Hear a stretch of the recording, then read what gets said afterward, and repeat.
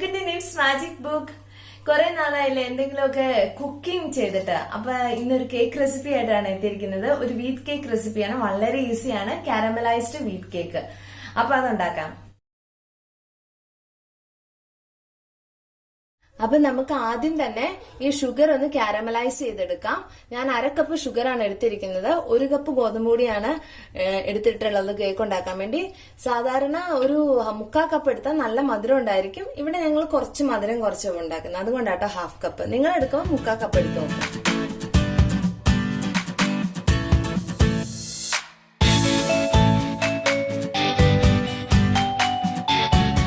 ഇനി ഇതിലേക്ക് ഒരു 3/4 കപ്പ് വെള്ളം ഒഴിച്ചു കൊടുക്കാം.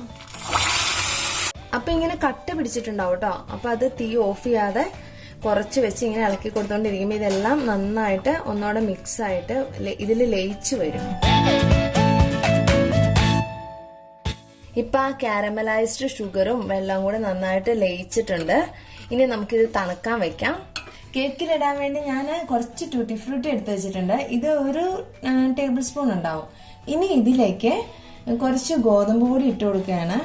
ഇതുപോലെ നമ്മള് ടൂട്ടി ഫ്രൂട്ടി ചെയ്യുകയാണെങ്കിൽ അതിങ്ങനെ കേക്കിന്റെ അടിയിലേക്ക് പോവില്ല. കേക്ക് മിശ്രിതത്തിന്റെ എല്ലാ ഭാഗത്തും ഒരുപോലെ സ്പ്രെഡ് ആവും. ടൂട്ടി ഫ്രൂട്ടി റെഡിയായി.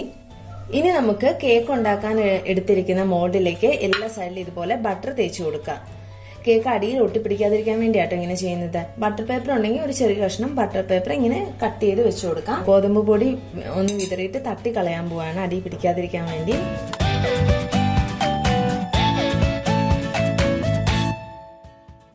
ഒരു കപ്പ് ആട്ട എടുത്തിട്ടുണ്ട്. ഇനി അതൊന്ന് അരിച്ചെടുക്കാം. അരിക്കുന്നതിനോടൊപ്പം നമുക്ക് ബേക്കിംഗ് പൗഡറും ബേക്കിംഗ് സോഡയും ചേർത്ത് കൊടുക്കാം.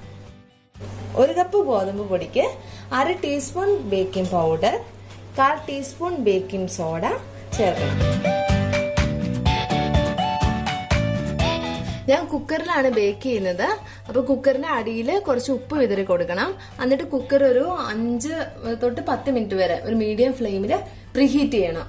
കുക്കറിന്റെ മേൽഭാഗത്ത് നല്ല ചൂട് വന്ന ശേഷം ഇത് ലോ ഫ്ലെയിമിലേക്ക് വെക്കുക. കേക്കിന് വേണ്ടി ഞാൻ 2 മീഡിയം മുട്ടകളാണ് എടുത്തിരിക്കുന്നത്.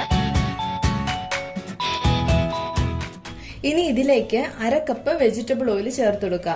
വെജിറ്റബിൾ ഓയിലിന് പകരം നമുക്ക് സൺഫ്ലവർ ഓയിലും എല്ലാം ചേർക്കാം, ഒലിവ് ഓയിലും ചേർക്കാം. ഒരു 1/4 ടീസ്പൂൺ വാനില എസൻസ് ചേർക്കുന്നുണ്ട്. ഇതിലേക്ക് 1 ടേബിൾ സ്പൂൺ ബ്രൗൺ ഷുഗർ ഞാൻ ചേർക്കുന്നുണ്ട്. ഇത് ചേർക്കണം നിർബന്ധമില്ല. ഇനി നമുക്ക് ഇത് നന്നായിട്ട് അടിച്ചെടുക്കാം. അപ്പൊ ഇത് നല്ല പതഞ്ഞു വന്നിട്ടുണ്ട്. ഇനി ഇത് നമ്മൾ ആദ്യം ഉണ്ടാക്കി വെച്ച പഞ്ചസാര ലൈനയാണ് കാരമലൈസ്ഡ്. ഇത് നന്നായിട്ട് തണുത്തിട്ടുണ്ട്. തണുത്തിട്ട് ഏട്ടം എടുക്കാവുള്ളൂ. ഇതിലേക്കൊന്ന് ഒഴിച്ചു കൊടുത്തിട്ട് ഒന്നോടെ ഒന്ന് അടിച്ചെടുക്കാം. നന്നായിട്ട് മിക്സിയിൽ അടിച്ചെടുത്തിട്ടുണ്ട്. ഇത് ഇനി ഒരു പാത്രത്തിലേക്ക് മാറ്റാം. ഇനി ഗോതമ്പ് പൊടി ഇടാം. കുറച്ച് കുറച്ചായിട്ട് ഇട്ട് കൊടുത്ത് ഇളക്കി എടുക്കണേ.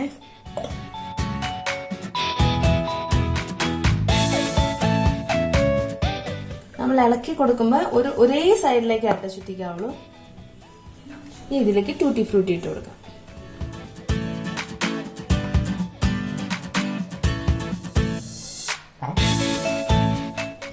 ഇതാണ് കേട്ടോ മടങ്ങി മടങ്ങി വീഴുന്ന ഈ ഒരു പരുവായിരിക്കണം മാവിന്റെ തിക്നെസ്.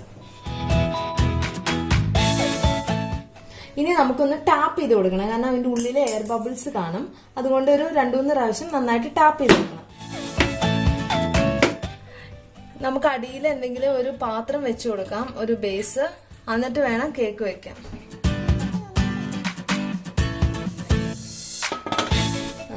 ആദ്യത്തെ ഒരു 5 മിനിറ്റ് മീഡിയം ഫ്ലെയിമിൽ വെക്കുക. എന്നിട്ട് നമ്മൾ താത്തി സിമ്മിലിട്ട് ഒരു 1 അവർ എടുക്കും കേക്ക് ബേക്ക് ആവാൻ.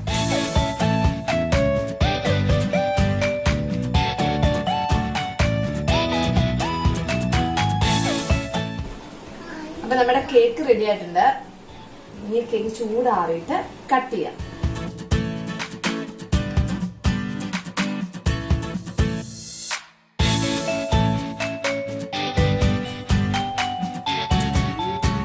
ക്രിസ്മസ് കേക്ക് പോലെ ഉണ്ട്. ഇത് നമ്മുടെ ടീ കേക്ക്, നമ്മൾ ബ്രൗൺ കളർ ടീ കേക്ക് കിട്ടില്ലേ കടയിലൊക്കെ, ആ ഒരു ടേസ്റ്റ് ഒക്കെ. ആർക്ക് വേണം ആദ്യം? നല്ലതാണോ? നല്ല ടേസ്റ്റ് ആണോ? ഉണ്ടോ ഇല്ലെന്ന് പറ. ഒന്ന് മമ്മിക്ക് നന്നായിട്ട് വന്നിട്ടുണ്ട് കേക്കിന്റെ ടെക്സ്ചർ എല്ലാം നല്ല ടേസ്റ്റും ഉണ്ട്. പിന്നെ ഒരു കാര്യം, നമ്മൾ കേക്ക് ഉണ്ടാക്കി അപ്പൊ കഴിക്കുന്നതിനേക്കാളും അത് കുറച്ചു നേരം കഴിഞ്ഞ് തണുത്തിട്ട് കഴിക്കുമ്പോഴായിരിക്കും ടേസ്റ്റ് കൂടുതൽ. ഈ വീറ്റ് കേക്ക് ഒക്കെ ഉണ്ടാക്കി ഒരു 3-4 മണിക്കൂർ കഴിഞ്ഞിട്ട് കട്ട് ചെയ്ത് കഴിക്കാം. അപ്പൊ കുറച്ചുകൂടെ നല്ല സോഫ്റ്റ് ആയിരിക്കും. അപ്പൊ എല്ലാവർക്കും എന്റെ ഈ കേക്ക് റെസിപ്പി ഇഷ്ടപ്പെട്ടെന്ന് വിശ്വസിക്കുന്നു. ഇഷ്ടപ്പെട്ടാൽ ചാനൽ സബ്സ്ക്രൈബ് ചെയ്യാനും കമന്റ് ചെയ്യാനും ലൈക്ക് ചെയ്യാനും ഒക്കെ മറക്കല്ലേ. അപ്പൊ വീണ്ടും കാണുന്നത് വരെ എല്ലാവർക്കും ബൈ ബൈ.